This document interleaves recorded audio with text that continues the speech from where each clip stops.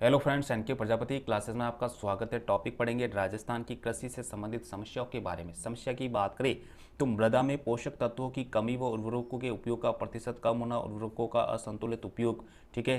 कृषि को व्यवसाय के स्थान पर आजीविका का स्रोत मानना, ठीक है। भूजल की कमी व अपर्याप्त जल प्रबंधन के कारण सिंचित क्षेत्रों की कमी, मानसून की अनिश्चितता है, अपर्याप्तता व असमानता के कारण सूखा व अकाल की स्थिति बन जाती है। कृषि उत्पादों के विपणन के संबंध में आधारभूत सुविधाओं का अभाव, कृषि में पूंजी निवेश में कमी के कारण प्रबंधन व शोध अनुसंधान का स्तर निम्न होना, प्रति व्यक्ति जोतों का घटता आकार, कृषि में परंपरागत तरीकों के कारण प्रति हेक्टेयर उत्पादन का औसत कम, सिंचाई संबंधी अवसंरचना का अभाव जिससे कि एक बड़ा कृषि क्षेत्र के योग्य नहीं है, कृषि संबंधी नीतियों व योजनाओं का क्रियान्वयन कुशल तरीके से न हो पाना। तो ये कुछ राजस्थान में प्रमुख समस्या है।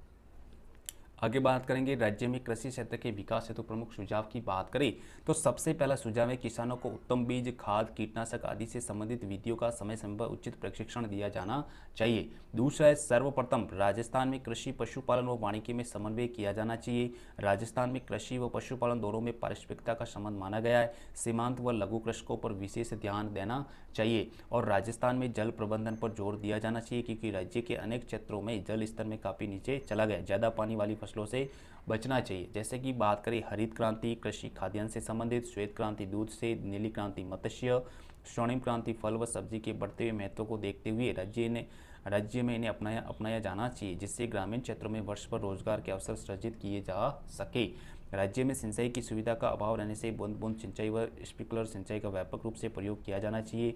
जल संरक्षण पर ध्यान भी देना चाहिए। आगे बात करेंगे राज्य में प्राकृतिक प्रकोप, वर्षा का अभाव, ओलावृष्टि, सूखा आदि का अंदेशा बना रहता है जिससे सुरक्षा के लिए उचित प्रीमियम युक्त फसल बीमा की व्यवस्था होनी चाहिए जैसे कि प्रधानमंत्री फसल बीमा योजना। वर्तमान में कृषि में यंत्रीकरण, फसल विविधीकरण पर भी बल दिया जाना चाहिए। कृषिगत माल के विपणन के लिए नई नई पद्धतियों पर बल दिया जाने लगा। राज्य एपीएमसी अधिनियम में संशोधन कर रहे, उचित कीमत दिलवाने के प्रयास भी किए जाने चाहिए। किसानों को कम ब्याज पर फसल ऋण की व्यवस्था भी की जानी चाहिए। अब महत्वपूर्ण तथ्यों की बात करें तो सबसे महत्वपूर्ण तथ्य केंद्रीय कृषि अनुसंधान केंद्र दुर्गापुरा जयपुर में स्थित है। राजस्थान का अन्न भंडार कमाऊ पुत्र श्री गंगानगर जिले को कहते हैं। भारत सरकार द्वारा वर्ष 1952 में मरुस्थल वनीकरण शोध केंद्र की स्थापना जोधपुर में की गई। कालांतर में वर्ष 1959 में इसका पुनर्गठन कर इसे केंद्रीय शुष्क क्षेत्र अनुसंधान संस्थान का आज नाम दिया गया।